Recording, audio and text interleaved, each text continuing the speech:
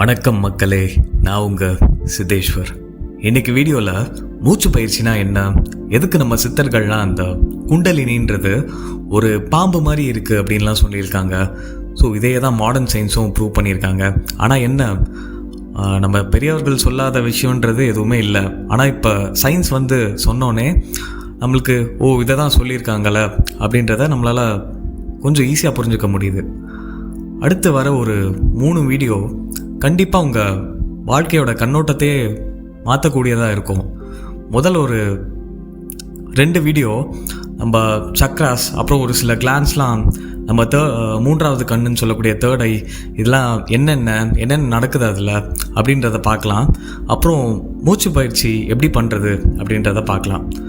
So இதை எதுக்கு நான் பார்க்கணுன்னு நினச்சா, நம்ம அன்றாட வேலைகள் செய்ய சக்திகள் நம்மளுக்கு தேவைப்படுது. இந்த சக்திகள் நம்ம மினி பிரெயின்ஸ்ன்னு சொல்லக்கூடிய சக்ராஸ்லேருந்து வருதுன்றதையும் நம்ம பார்த்தோம்.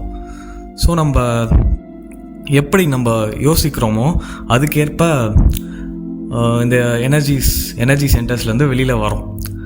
நல்லா தான் நினச்சா நல்ல எண்ணங்கள், அதுக்கேற்ப அந்த கெமிக்கல் ரியாக்ஷன்ஸ் நடந்து கெமிக்கல் செக்ரீட் ஆகி ஏற்ப மாதிரி நடக்கும்.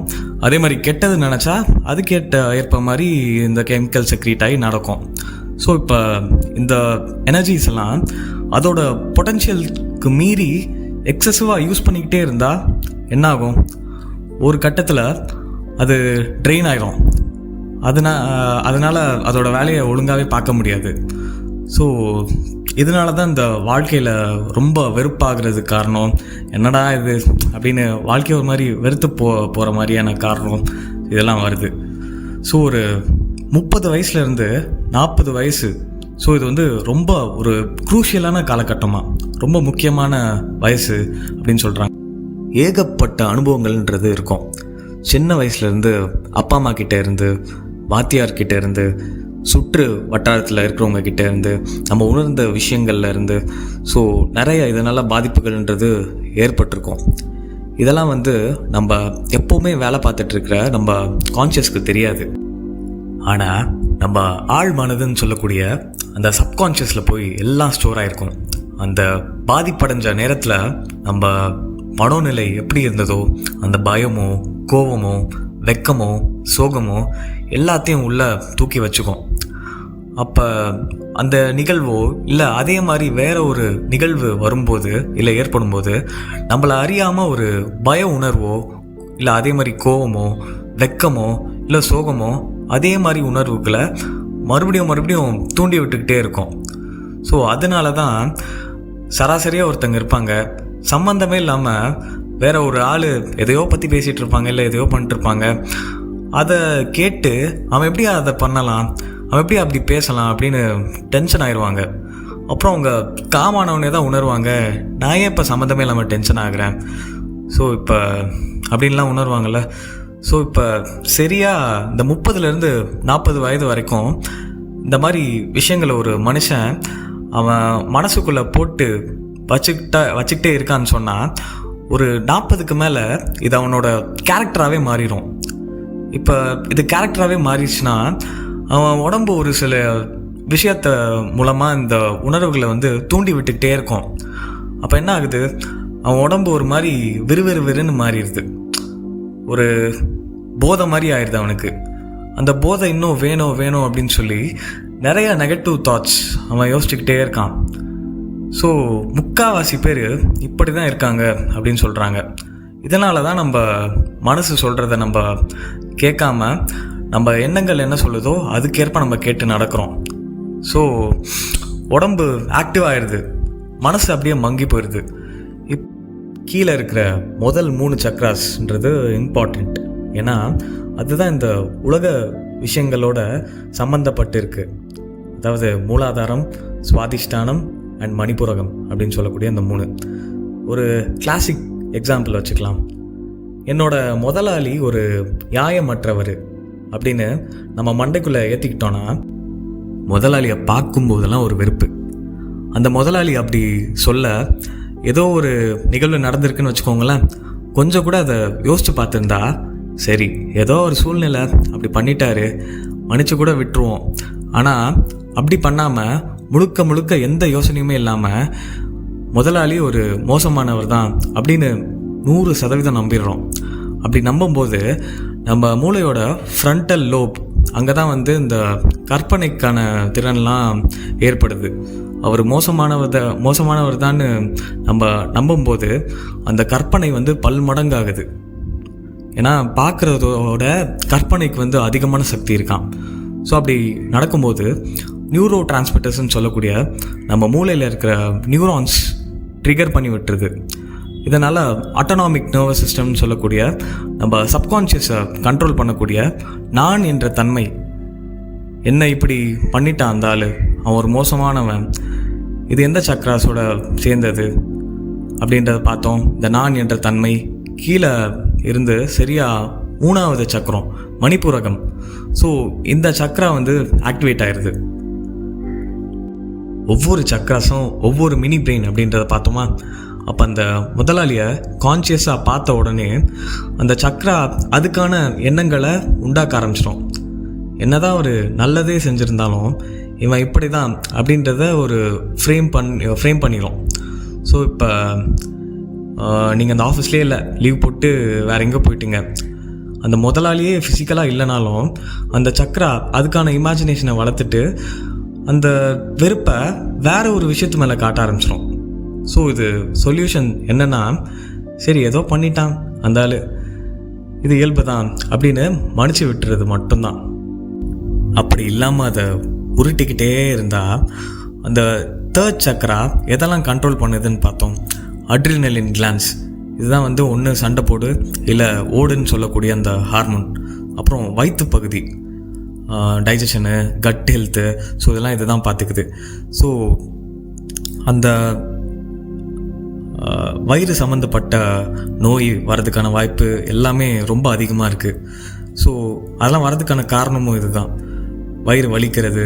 ஸோ அதெல்லாம் எல்லாமே வந்து இதுதான் காரணம். அவன் ரொம்ப தப்பானவன், என்னோடய ஐடியாவை திருடிட்டு போயிட்டான்.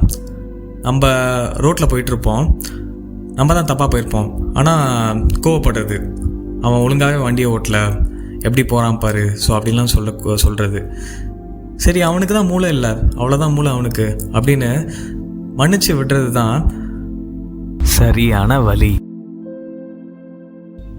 அடுத்தது, மற்றவங்களால் இல்லாமல் நம்மளாலே, அதாவது எக்ஸாம்பிளுக்கு நான் ஒரு நல்ல அப்பாவோ இல்லை அம்மாவோ இல்லை, என்னால் தான் இப்படி ஆயிடுச்சு அப்படின்லாம் அந்த குற்ற உணர்ச்சியோட நடக்கும்போது அதே மாதிரி தான் நம்ம ஃப்ரண்டல் லோப்னு சொல்லக்கூடிய அந்த பகுதி என்ன பண்ணுது, நியூரோ டிரான்ஸ்மிட்டர்ஸை க்ரியேட் பண்ணுது, எனர்ஜியில் ஒரு பிளாக்கேஜஸ் ஏற்படுது.